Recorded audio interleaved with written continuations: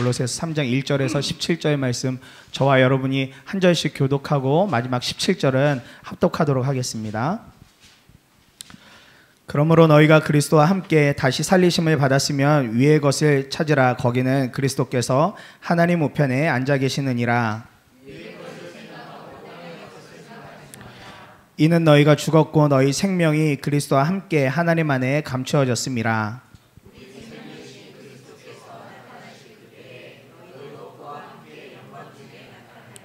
그러므로 땅에 있는 지체를 죽이라. 곧 음란과 부정과 사욕과 악한 정욕과 탐심이니 탐심은 우상 숭배니라.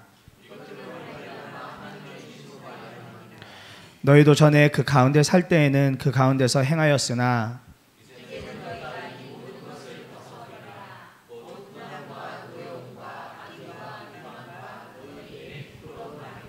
너희가 서로 거짓말을 하지 말라. 옛 사람과 그 행위를 벗어버리고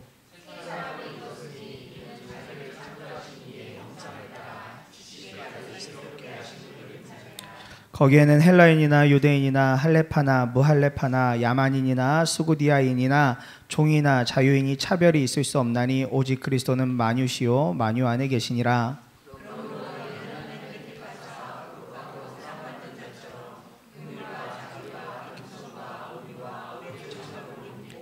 누가 누구에게 불만이 있거든 서로 용납하여 피차 용서하되 주께서 너희를 용서하신 것 같이 너희도 그리하고 그리스도의 평강이 너희 마음을 주장하게 하라. 너희는 평강을 위하여 한 몸으로 부르심을 받았나니 너희는 또한 감사하는 자가 되라.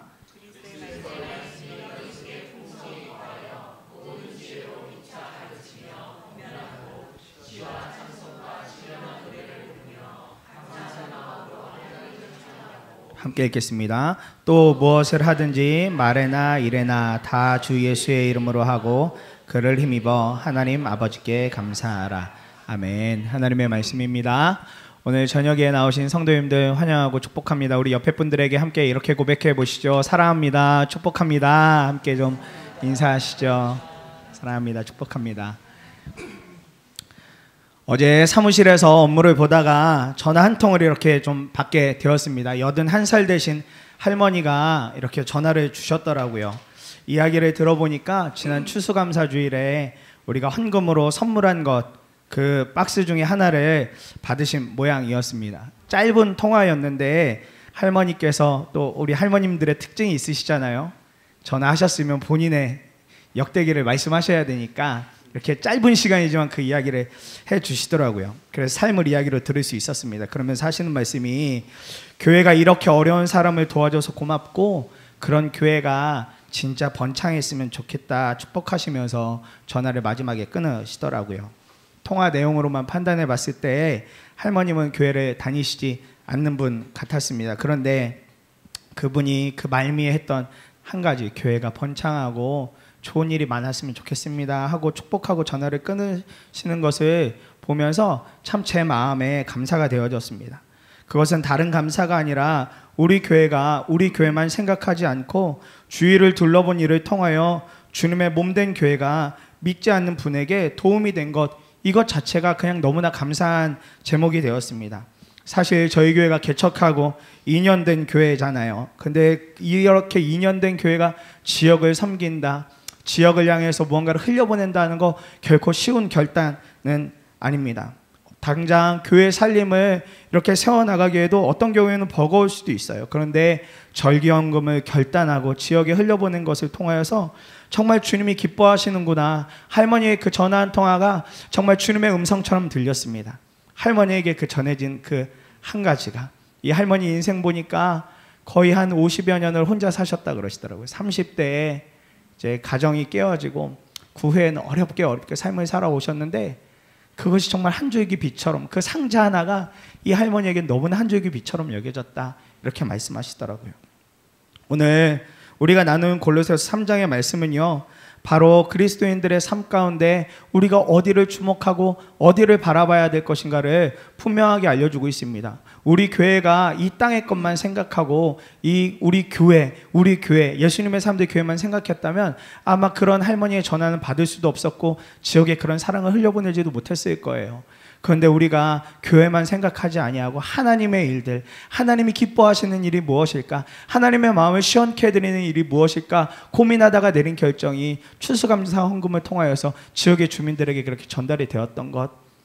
오늘 골로새서의 이야기는 바로 그와 비슷합니다. 실은 1장, 2장에서 골로새서는 바울이 옥중에서 쓴 서신인데요, 1장과 2장에서는 다른 것 아니라 교리에 대한 것들을 쭉 설명해 나갑니다. 예수 그리스도가 어떤 분인지, 그리고 바울 자신이 어떠한 사역들을 감당했었는지. 왜냐하면 당시에도 이단들이 있었고, 당시에도 여전히 기독교인들을 핍박하는 세력들이 있었고, 또 무엇보다 골로새 교회 교인들이 믿음으로 잘 섰으면 하는 마음으로 그렇게 가르친 다음에 3장부터는 실제적으로 그리스도인이 되었다면, 예수 그리스도로 말미암아 새로운 생명을 얻었다면 이제 우리가 어떤 삶을 살아야 될 것인가에 대해서 사도 바울은 도전을 하고 있습니다. 저는 이런 배경 안에서 첫 번째로 이렇게 이런 주제를 가지고 이야기를 나누고 싶습니다. 그리스도와 함께 새로운 삶의 시작을 하는 우리가 첫 번째 해야 될 것은 우리의 시선이 늘 위 하늘을 향하여 해야겠습니다라는 주제입니다. 2절의 말씀을 보면 위의 것을 생각하고 땅의 것을 생각하지 말라 이야기합니다. 위의 것을 생각하고 땅의 것을 생각하지 말라.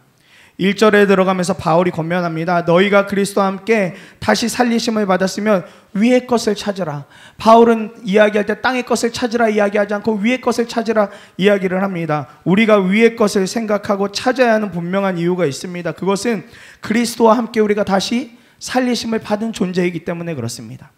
다른 분 아니라 주 예수 그리스도와 함께 다시 살리심을 받은 자가 우리이기 때문에 3절에 이렇게 이야기합니다. 이는 너희가 죽었고 너희 생명이 그리스도와 함께 하나님 안에 감추어졌다 이야기합니다.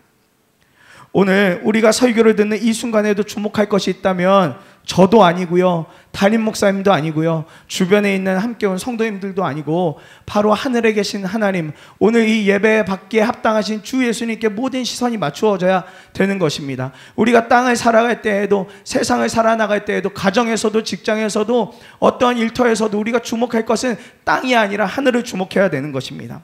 바울이 이러한 권면을 할 수 있는 이유가 무엇이었을까? 그것은 다름이 아니라 바울 자신이 먼저 죽은 자라고 고백을 했기 때문에 그렇습니다. 골로새서는요, 바울이 옥중에서 기록한 서신 중에 하나입니다.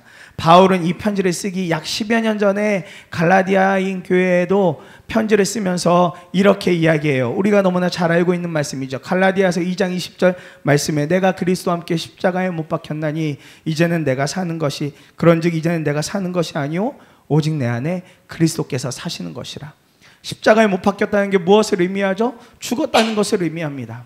주 예수님이 십자가에 매달리실 때 나 역시도 거기에 매달렸고 나도 죽었다. 그래서 이제는 내 안에 다른 분 아니라 주 예수님이 살고 계시다, 이걸 이야기하는 겁니다. 바울은 그가 주님으로 인하여 죽고 주님으로 인하여 새롭게 태어났다는 사실을 분명하게 믿고 누리고 있었기 때문에 골로새 교인들에게도 동일하게 권면할 수 있었던 것입니다. 왜 이토록 바울은 그리스도인의 삶에 대하여 말을 하면서 죽고 다시 살아야 한다 이야기하는 것일까요? 그것은 그리스도와 함께 다시 살리심을 받은 우리가 하늘의 것을 구하고 하늘의 것을 바라보며 주님이 재림하실 때, 주님이 다시 오실 그때까지 그때에 우리도 하나님의 영광에 참여하는 자가 되어야 하기 때문에 그렇습니다. 4절에 우리 생명이신 그리스도께서 다시 나타나실 때에 그때에 너희도 그와 함께 영광 중에 나타나리라. 아멘이시죠? 주님이 이 땅 가운데 오실 때에 우리가 그 삶을 갈망하고 주님 오심을 갈망하고 주님을 계속해서 바라보며 살아갈 때 어느 때 주님이 오시게 되면 우리도 그 영광 가운데 함께 참여하는 자가 된다는 것입니다. 그런데요, 땅의 것에만 매여 살다 보면 우리는 이런 것들을 많이 놓치게 돼요. 땅의 것에, 우리가 먹고 사는 것에만 너무 집중하고, 우리가 어떻게 하면 사업이 잘 될까에만 집중하고, 하나님 없이 무언가를 계속 이렇게 살아나가다 보면 어느 순간 위의 것은 싹 우리 머릿속에서 잊혀지고 그저 땅에서 아둥바둥 하는 우리의 모습만 보게 됩니다. 주님의 다시 오심은 안중에도 없어요. 주님이 언제 오시든 난 상관없어. 난 지금 당장 내 앞에 삶이 너무 버거워. 내가 오늘 이 사업에서 뭔가 하나를 빨리 건져내야 돼. 내 방법으로 어떻게든 이겨내야 돼. 이 땅의 방법에 매이다 보면 절대 하나님의 나라를 볼 수가 없습니다. 결국 그 일을 통해서 추악한 열매가 맺혀지는데 5절부터 그 추악한 열매를 이렇게 열거합니다. 음란과 부정, 사욕과 악한 정욕과 탐심, 특히 탐심은 우상 숭배라고까지 이야기를 합니다. 더불어 8절과 9절에서는 분함과 노여움, 악의와 비방, 부끄러운 말, 거짓말, 이거 하지 말라고 그렇게까지 바울이 이야기합니다. 이러한 모든 것이 땅을 중심으로 사는 자들이 행하는 죄악이다라고 이야기하고 있습니다. 땅의 것을 이제 파하라 이야기합니다. 땅의 것을 이제 잊어버리고 땅의 것을 이제 다 집어치워버리고 하늘의 것, 하나님을 온전히 바라보라고 바울은 계속 권면하고 있는 것입니다. 얼마 전 한국 사회를 충격에 빠뜨렸던 한 인물이 있죠. 대형 웹하드 회사의 회장입니다. 그가 했던 행동들을 아마 여러분들이 워낙에 영상까지 떠돌았기 때문에 보신 분들 계실 거예요. 갑질 중에도 그런 갑질이 없을 정도로 정말 그거 잠깐 저도 도대체 무슨 일을 저질렀나 봤는데 길게 못 보겠더라고요. 너무 막 마음에 그걸 보는 순간 제 마음에 막 분노가 일어나고 너무 화가 나서 못 보겠더라고요. 그런데요, 그런 일이 있고 나서 더 충격적이었던 것은요, 그가 기독교인이었다는 사실이에요. 그가 기독교인이었다는 사실. 그가 돈을 벌었던 수단이 무엇이었는가 하면 음란 동영상이나 몰카들을 대단위로 암묵적으로 유통하는 일을 했습니다. 그리고 그 일을 통해서 수많은 돈을 벌었죠. 그래서 그 기독교 신문에 실려진 기사 보니까 그가 그 번 돈으로 교회 집회도 많이 열었다 그래요. 그가 워낙 권력이 있으니까 많은 집회도 열었다고 합니다. 그런데 과연 그것을 하나님이 보실 때 어떤 의미가 있었을까요? 그렇게 번 돈으로 집회를 열고 교회들을 세우는 거 하나님이 보실 때 어떤 관점이셨을까요? 그는 교회는 다녔을지 몰라도 진정한 기독교인은 아니었다 할 수 있겠습니다. 그는 자신의 탐심을 채우기 위해서 돈을 버는 데에만 모든 수단과 방법을 가리지 않고 다 집중했었고 어쩌면 교회를 이용했는지도 모릅니다. 그의 모든 행동은 하늘의 것을 무시한 채 땅의 것에만 심취한 삶이었습니다. 그로 인해서 많은 불을 채운 것도 사실이죠. 정말 이런 기사를 볼 때마다 우리가 안타깝죠. 비단 이런 사람들의 이야기뿐만 아니라 교회들이 어떤 잘못을 저질렀을 때 교회들이 세상과 많은 부분들을 타협하는 것을 보게 될 때 우리는 참 안타깝고 정말 그것 때문에 기도하게 됩니다. 그런데요, 사실 우리가 예수를 믿는다고 하면서도 다 이와 같은 모습으로 살아갈 때가 너무나 많아요. 우리도 하늘의 것을 구해야지라고 말은 하지만, 머리로는 생각하지만 우리의 마음이 동하지 않아서 어떻게 하면 내 방법으로 살 수 있지? 어떻게 하면 내 방법으로 성공할 수 있을까? 어떻게 하면 내 방법으로 이런 모든 난관들을 이겨낼 수 있을까? 세상의 방법으로 성공해 볼 수 있을까? 이렇게 생각할 때가 너무 많습니다. 왜죠? 땅의 것을 생각하다 보면 결국엔 다른 것들과 계속 비교하게 되니까요. 교회를 오래 다니고 교회에서 열심히 신앙생활해도 자꾸 주변의 세상 사람들의 다른 모습을 보면 그게 더 좋아 보이고 그게 더 잘 되고 있는 것처럼 착각하며 보일 때, 또 그 일을 통해 낙심하고 좌절할 때가 우리가 얼마나 많이 있습니까? 제가 가장 많이 다른 사람들을 보며 비교하며 부러워했던 것 중에 하나는 예수 믿는 부모님이 있고, 특별히 그 부모님 중에 아버님이나 어머님이 목사님이거나 장로님이다 그러면 엄청 부러워하고 시기했었습니다. 저는 아직 부모님이 교회를 다니시지도 않거든요. 물론 할머니 한 분이, 저의 친할머니가 교회를 다니셔서 제가 그 일로 인하여 이렇게 교회도 다니고 지금 사역자의 길까지 걸어가고 있지만 그런 배경이 있습니다. 사역을 하면서 저 자신에게 도움을 줄 사람이 아무도 없다, 나를 위해서는 기도해 줄 사람이 없다라고 스스로 맨날 그렇게 결론 내고 살았었어요. 할머니가 그렇게 계심에도 불구하고요. 그런데 복음을 정면으로 부딪히기 전까지 저는 사역도 돈이 있어야 되고 배경이 있어야 되고 든든한 후원자가 있어야 사역이 되는 줄 알았습니다. 지극히 세속적인 생각만 하고 있던 사람이 바로 저라는 사람이었죠. 그런데 선한목자교회에 부임을 하고 나서 한 가지 말씀이 제 마음을 뒤흔들었습니다. 로마서 8장 26절에 이와 같이 성령도 우리의 연약함을 도우시나니 우리는 마땅히 기도할 바를 알지 못하나 오직 성령이 말할 수 없는 탄식으로 우리를 위하여 친히 간구하신다. 이 말씀을 몰랐던 말씀이 아니거든요. 이미 교회 학교부터 계속 자라오면서 많이 들었던 말씀인데 무슨 의미인지 전혀 알지 못했었어요. 심지어 신학을 하고 교회 사역을 하면서도 이 말씀이 어떤 의미를 갖고 있는지 잘 몰랐었어요. 그런데 이 말씀이 어느 순간 제 마음에 박히더라고요. 아, 내 안에 성령님이 계시고 그 성령님이 이렇게 나를 돕고 계시는구나라는 게 진짜 믿어지게 되었습니다. 그러고 나니까요, 내 안에 계신 예수님이 나를 향한 최고의 중보자고 나의 연약함과 모자람도 채우시는 분이시다, 이 사실 깨닫고 나니까 다른 사람들 이제 비교할 일이 없어지더라고요. 다른 사람들의 아버지가 목사님이든 장로님이든 어떤 일에 있던 별로 비교할 대상이 되지 않더라고요. 왜? 내 안에 주님이 계시고 그 주님이 나를 위해 오늘도 중보하시고 나의 모자람도 연약함도 내 정말 아무것도 할 수 없는 이런 사람도 주님이 사용하시면 얼마든지 사용하실 수 있다, 이 말씀이 심령에 박히니까 마음이 뒤집어지고 바뀌어지더라고요. 나도 이제 든든한 중보자 있다, 나도 이제 엄청난 백이 있다, 나도 진짜 후원자가 있다라는 게 진짜 믿어지더라고요. 사실 말씀드린 것처럼 저희 할머니도 신앙이 있고 결혼한 후에는 제 아내나 처가 식구들도 다 있었지만 쓸데없는 탐심, 그것이 제 마음에 자리를 잡고 나니까 아무도 없다, 나는 혼자서 모든 걸 해나가야 된다, 이렇게 잘못된 생각만 하고 있었던 것입니다. 땅에만 머무르던 눈과 마음이 주의 말씀이 박히니까 그 시선이 자동적으로 하늘을 향하게 되고 하늘에 계신 하나님이 나와 함께 계시는 것이 분명하게 믿어지니까 그 이후로는 사역이 너무나 기쁘고 감사하더라고요. 그리스도인의 실제 삶에 보면 땅에서 많은 유혹들이 있죠. 직장 다니면 얼마나 많은 유혹들이 있습니까? 술 한 잔 먹으면 더 좋은 자리 갈 수도 있고, 그 사람들과 잘 교제하면 내가 얼마든지 성공할 수 있고, 그런 이야기들을 그 전에 교회에서도 듣고 청년들에게도 많이 들었었어요. 근데 어떤 청년들은 어쩔 수 없이 넘어가기도 하더라고요. 그런데 어떤 청년들은 진급을 포기하고 승진을 포기하고 직장에서 해고될 것을 각오하며 버티는 청년들도 있더라고요. 우리에게 분명한 사실이 하나 있습니다. 그것은 우리가 주님과 죽고 다시 살았다라는 것이에요. 아멘이시죠? 우리가 다른 것 아니라 주님과 함께 죽고 주님으로 인하여 살아난 존재들, 그러니 땅에 대하여서는 철저히 죽고 오직 하늘의 것을 바라보며 사는 자들이 바로 우리가 되어야 될 줄 믿습니다. 우리 주님이 하늘에서 하늘의 우편에 계세요.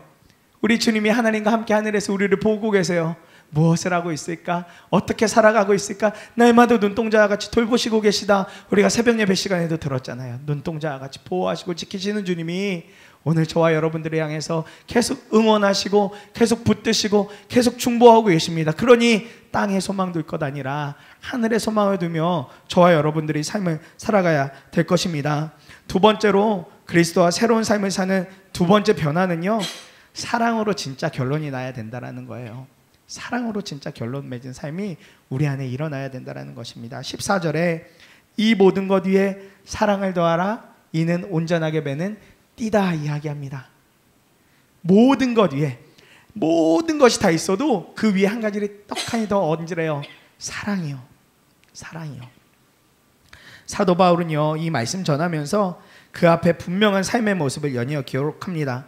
죄 안에서 살던 골로새 교인들이었거든요. 이전의 삶은 죄 가운데 있었고 그들 마음대로 살았던 사람들, 그런 골로새 교인들이 주 예수님을 만나고 나서 새로운 삶을 시작하게 되었어요. 그러니까 사도 바울은 이제 누구도 차별하지 말고 그렇게 함께 살아가 이야기합니다. 그리고 이들을 향하여 이렇게 권면해요. 12절 13절에 하나님이 택하사 거룩하고 사랑받는 자처럼 긍휼과 자비와 겸손과 온유와 오래 참음은 옳고, 누가 누구에게 불만이 있거든 서로 용납하고 피차 용서하되 주께서 너희를 용서하신 것 같이 너희도 그리하라 말씀하십니다. 죄를 이겨낸 자들, 새로운 삶을 살기로 결단한 자들에게 바울은요, 이제 그만하면 됐어, 이제 거기서 멈춰도 돼, 이렇게 이야기하지 않고요, 더 강력하게 드라이브를 걸어요. 결국은 성령의 열매를 맺을 때까지 계속 우리의 믿음이 확장되어져 가야 된다는 걸 사도 바울은 이야기하는 겁니다. 긍휼과 자비, 겸손과 온유, 오래 참음과 용서를 말합니다. 이것이 하늘을 향하여서 시선을 두고 하나님과 함께 살기로 작정한 자들의 삶이라고 바울은 그렇게 도전하는 겁니다. 그런데요, 이 말씀이 골로새 교인들에게만 적용되는 말씀일까요? 2000년 전에 삶을 살았던 그들에게만 적용되는 말씀일까요? 아니죠. 바로 오늘을 사는 우리에게도 똑같이 바울은 권면하고 똑같이 예수님이 이 일에 대해서 우리에게 도전하고 계십니다. 우리의 신분도 이들과 다르지 않죠. 죄 가운데 빠져 죽을 수밖에 없던 우리를 향하여서 주님은 죽음을 감당하시면서까지 우리를 구원하셨습니다. 그 증거가 바로 십자가죠. 십자가의 사랑을 통해 우리가 다 구원을 받게 되었습니다. 그 당시 2000년 전에 골로새 교인들만 구원받은 것 아니라 2000년이 지난 우리 역시도 주님을 믿음으로 말미암아 구원을 받은 자들입니다. 로마서 10장 9절에 내가 만일 내 입으로 예수를 주로 시인하며 또 하나님께서 그를 죽은 자 가운데서 살리신 것을 내 마음에 믿으면 구원을 받으리라. 아멘이시죠? 구원을 받으리라 말씀하고 계세요. 오늘 이 고백이 없는 분 혹시 이 자리에 계신가요? 나는 구원에 대한 믿음이 없는데. 그럼 수요 예배까지 안 오시겠죠? 주일 예배도 아니고. 다들 아마 이 믿음의 고백이 있으신 분들인 줄 압니다. 우리가 이 말씀을 믿고 받아들이기에 우리는 구원받았다고 확신하며 살고 있는 것이죠. 그런 우리에게 또 다른 도전은 성령의 열매를 맺으라는 거예요. 구원받은 것에서 멈추지 말고 이제 죄에서 돌이켰지 거기서 스톱 이거 아니라 이제 한 발자국 더 내밀자, 그렇게 도전하고 있습니다. 진짜 그리스도인이라면 성령의 열매인 긍휼과 자비, 겸손, 온유, 오래 참음으로 옷 입고 용서하는 삶을 이제 살아야 돼. 그 이야기를 도전하고 있는 거예요. 사실 앞에 5가지 긍휼과 자비, 겸손, 온유, 오래 참음은요, 결국 용서를 완성하는 말입니다. 용서를 완성하는 말이고요. 용서를 한다는 것은 우리 안에 이제 사랑이 세워져 간다는 것을 알려주는 것이에요. 그것을 의미하는 것입니다. 왜냐하면 이 삶을 이미 예수 그리스도께서 살아내셨기 때문에요. 주님이 얼마나 우리를 향하여 오래 참으셨습니까? 얼마나 긍휼의 사랑을 베풀어 주셨습니까? 얼마나 신실하게 끝까지 변하지 않는 사랑을 보여주셨습니까? 결국엔 우리를 용서하시고 사랑하시기까지 하신 분, 그분이 예수 그리스도잖아요. 그분의 길을 함께 걸어가자고 바울은 권면하고 도전하고 있는 겁니다. 저에게 있어서 저의 부모님은 한때 증오와 분노의 대상이었습니다. 어려서 부모님은 별거를 하셨고 끝내 제가 20대 중반 정도 되었을 때 정식적으로 이혼을 하셨습니다. 그래서 저는 흔히들 깨어진 가정에서 자라난 사람입니다. 그러니 제 마음에는 제가 어려운 것이 있거나 삶을 살아가다 힘든 일이 오면 늘 그런 부모님 탓을 했어요. 우리 부모님은 온전하지 못해서 내가 이렇게 어려운 거지. 우리 부모님이 안전하지 못하니까 내가 이렇게 어렵게 사는 거지. 이렇게 불평만 하며 살았습니다. 부모님 두 분의 상황을 이해하려고 하기보다는 언제나 나 중심, 제 중심으로만 사고를 하고 있었습니다. 그러니 모든 탓은 부모님 탓이고 가끔가다 전화나 만남을 가지게 되면요, 그 분노를 그냥 다 표현했어요. 제가 그래도 착해 보이지 않으세요? 근데 그 당시에는 정말 어머니 앞에 두고 길거리에서 진짜 해선 안 될 말들 다 뱉어내고 그래야 살 것 같으니까 그렇게 표출하던 사람이었습니다. 그러던 중에 하나님의 부르심을 확인하고 신학을 하고 사역을 하면서 어느 수련회를 가게 되었어요. 청소년 아이들 데리고 수련회를 가게 되었습니다. 첫 사역지에서. 근데 그날 기도 제목이 다른 것 아니라 부모님 용서하기였어요. 보통 청소년 수련회 가면 기도 제목이 있거든요. 부모님을 용서하자. 부모님을 용서하자. 그날도 다름없었어요.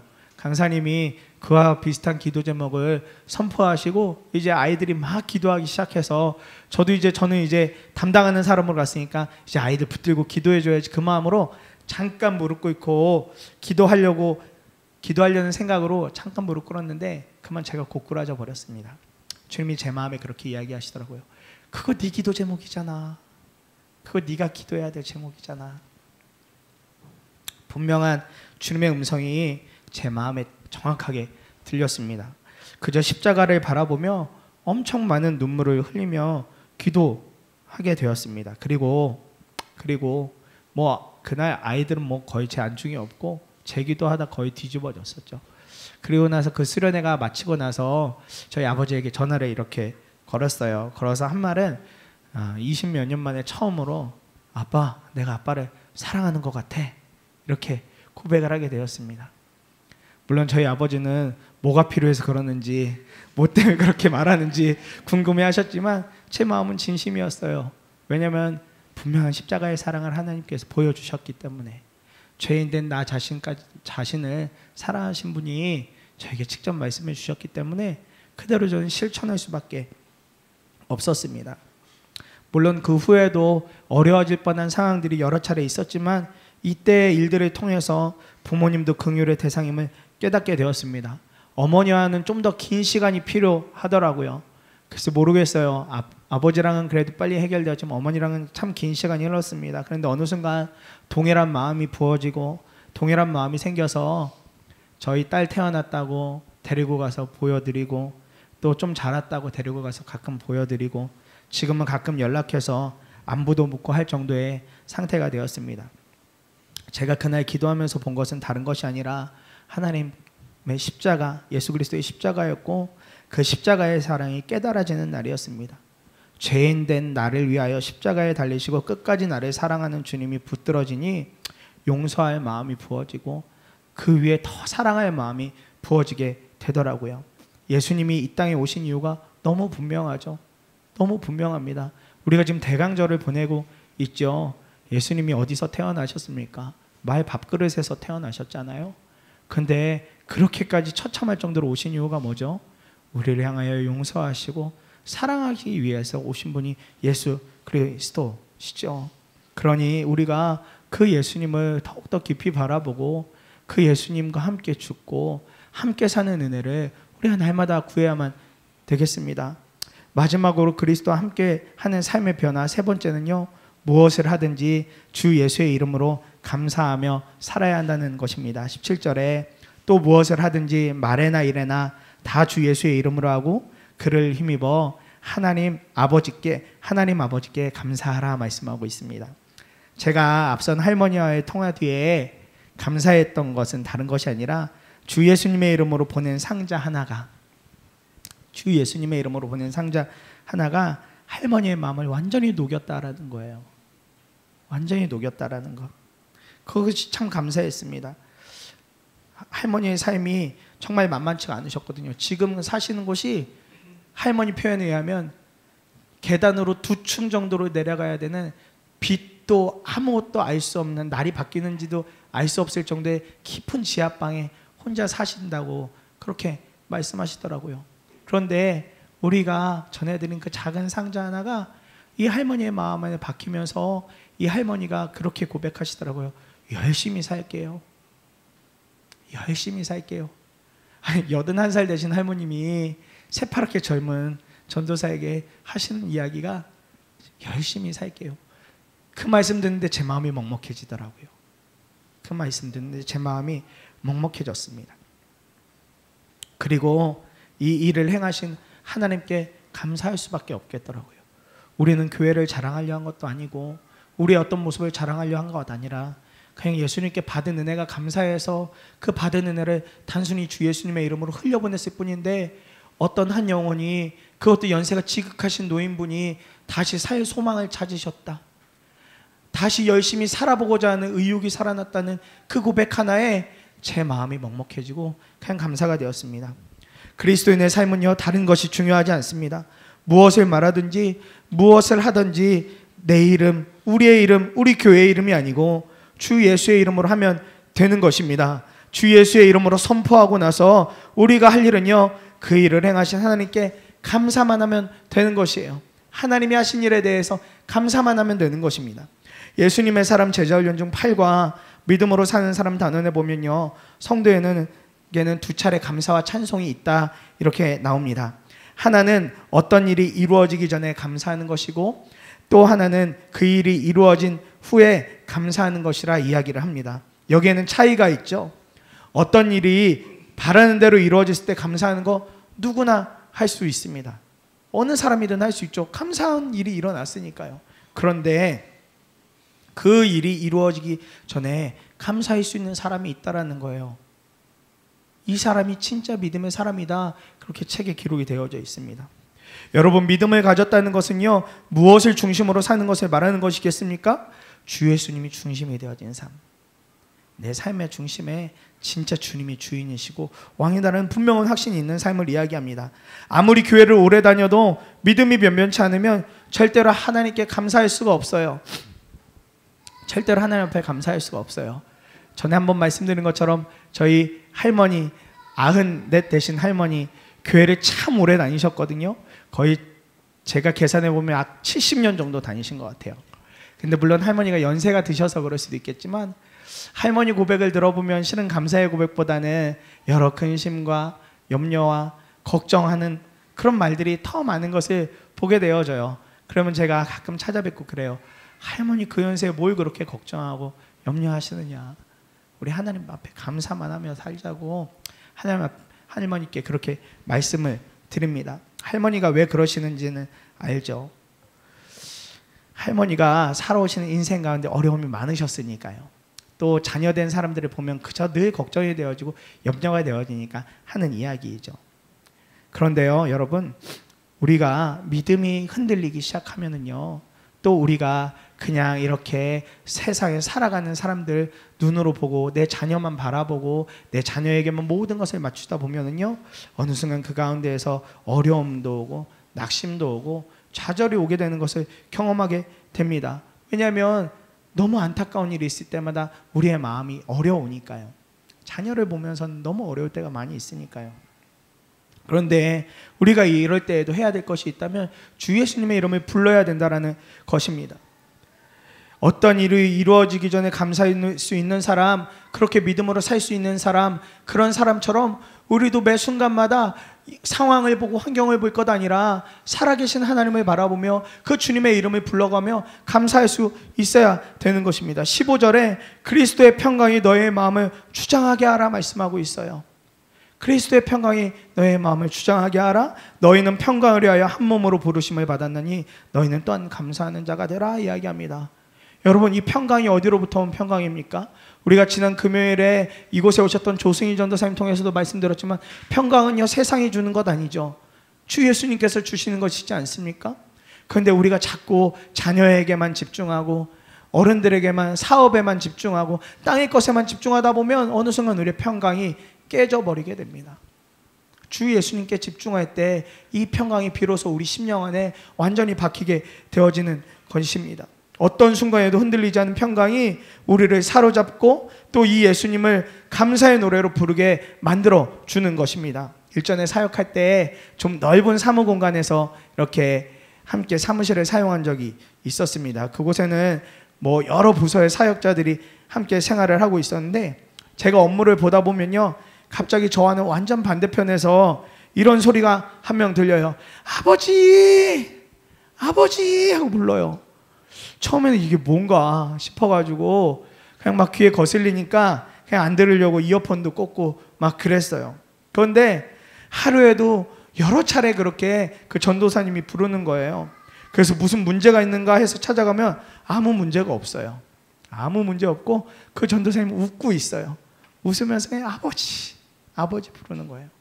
사역하면서 계속해서 주님의 이름을 부르고 또 부르고 또 불러가면서 너무나 기쁘게 사역을 감당하고 있는 거예요. 그냥 아빠 부르듯이.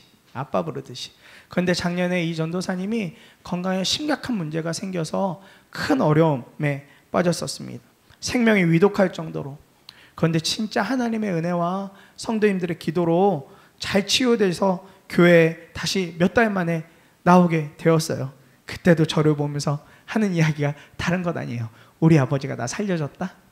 우리 아버지가 나 살려줬다. 그 전도사님의 말투를 다 따라할 수가 없는데 그 전에 저를 보면서 그렇게 방긋 웃으면서 고백하는 거예요. 그러면서 나 또 아버지 부르러 갈래? 그러면서 유유히 자기 사무실로 가더라고요.